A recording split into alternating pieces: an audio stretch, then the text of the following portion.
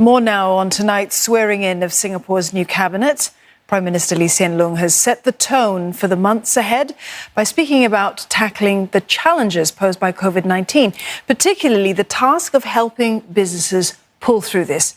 Mr. Lee has also spoken of how the political system must evolve to fulfil the hopes of Singaporeans. For more analysis, we're joined now by Associate Professor Eugene Tan from the School of Law at Singapore Management University. Good evening, Eugene. Good to speak to you. It's been a very different swearing-in ceremony this time around, very different from previous years due to the pandemic and the safe distancing measures that had to be put in place. Both PM Lee and President Halimah Yacob, they also had a common rallying call for Singaporeans tonight to unite together, to focus on tackling those challenges ahead. How would you describe the significance of the event today, Eugene? Dawn, despite the very subdued atmosphere, at today's swearing-in ceremony, I think the event is hugely significant. I think we now have the general elections over. It is now time for Singaporeans, to come together, for the government to rally the people on, and to rise to the challenges of the day. So I think when you look at, the speeches of President Halimah Yacob and Prime Minister Lee Hsien Loong, I think it very much sets the tone. It gives us an insight into the priorities of the new government. Much of it will be expanded when you have the President's address as well as the debate when Parliament convenes next month. But you can see, what are some of the immediate tasks for the government, right? So whether that's fighting the public health dimension of COVID-19, to the question of jobs, and also the larger issue of how do we build a fair and just society, right? And of course, the whole idea of having to build a political system, that is inclusive, that accommodates a range of diverse voices. So in many sense, the government has got its work cut out. Parliament has got lots to do. And I think this is why today's ceremony was very important. It sets the tone. Now, you mentioned the tone, Eugene. In his speech, Prime Minister Lee said economic conditions will continue to be difficult. That's quite the reality check, of course. So what do you think are the reasons in making this remark at this occasion? It is a harsh reality check. I think it reminds Singaporeans that the worst of the crisis has yet to come, and that for people to need to come to terms with some of the harsh economic realities. But even as the Prime Minister laid out, the challenges, the sort of difficulties that people will face, I think he also gave the assurance, that the government will do its utmost, whether we're looking at jobs, whether we're looking at reskilling people. And I think so this is in many ways, trying to prepare Singaporeans and businesses, for the rough ride ahead. And in many respects, the idea that if we work together, we will overcome these challenges. But I think it certainly demonstrates, that there is a lot for the government to do, and they will have to hit the ground running because much is expected of this new government. It will define the term of this new government. It will define Singapore in the post-COVID world. And so in many respects, never mind the harsh economic realities, it is clear that Singapore cannot afford not to succeed. And so that's really the rallying cry from today's swearing-in event.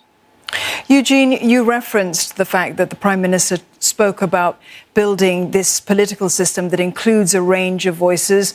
Well, the Prime Minister also said today that the election results showed that voters in Singapore, they want the PAP to form the government, but they also want this robust debate in Parliament on policies, on plans. So how significant were his remarks, especially in light of this need for this political system to evolve? Those remarks are significant, right? So it suggests that even in a one-party dominant system, as Singapore is at now, it is not mutually exclusive, for there to have this alternative and diverse range of voices. But it speaks to a very fundamental challenge, of how do we keep our political system relevant, right? And so over the last 30 years, we have schemes like the non-constituency member of parliament scheme, the nominated member of parliament scheme, and and now, the leader of the opposition office. So I think here is really, the attempt, to accommodate, the diverse range of voices for people wanting to take part in the political system, even if they come from a different political persuasion from the ruling party. And so it is important that these voices are accommodated, and it remains to be seen, whether enough has been done. But I think it's really more important, for the ruling party, to accommodate, to give expression, to the fact that people want good governance to continue, but they also appreciate, that good governance must come with a system of robust checks and balances. And again, for there to be that wide range of diverse voices, because all these helps to make Singapore stronger, so long as people understand, the need of the ultimate aim of our political system, must be to enable this country to thrive, to be cohesive, and for people to have that, for people to enjoy that human flourishing that the Prime Minister spoke of. Eugene, Prime Minister Lee has reiterated his aim to see through this crisis and hand over Singapore intact and in working order. Those were the words he used. As he urged Singaporeans to extend support to the younger ministers, he also urged more good people from every generation to step forward. Now, tell us what you think lies behind the Prime Minister's calls for support behind the younger ministers and for more people to step forward and to sort of serve in office and to get into politics.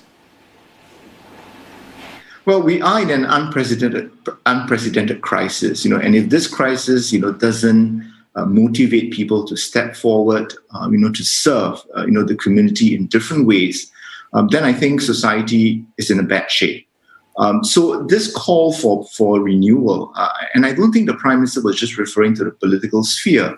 I think certainly, that was the thrust of his appeal. But I think it is also about, getting people to step forward, to ensure, that the good system that we have doesn't just remain static, but it continues to improve. And so this is where I think the Prime Minister is speaking, to the need for active citizenship. So the idea that each of us has to see our role as contributing, to something larger than ourselves. And so the challenge, as I see for this new government, would be, how do you create a system, that would get people to step forward, in a system in which, the ruling party is very dominant. How do we then, have people of different political persuasions, people who may not have any interest in politics, to be able to contribute in their own ways. So I think this speaks to, the Singapore Together movement, and it remains to be seen how we can emerge stronger, but we can certainly only emerge stronger from this crisis if people come together, if people work together, and people bring out the best, of each other. And so this, I think, is really the biggest challenge going into the post-COVID world. How do we pull together society and rise above, the differences and build on the commonalities, that will see us through good and bad times. And thanks for your thoughts this evening. As always, Associate Professor Eugene Tan from the School of Law at Singapore Management University.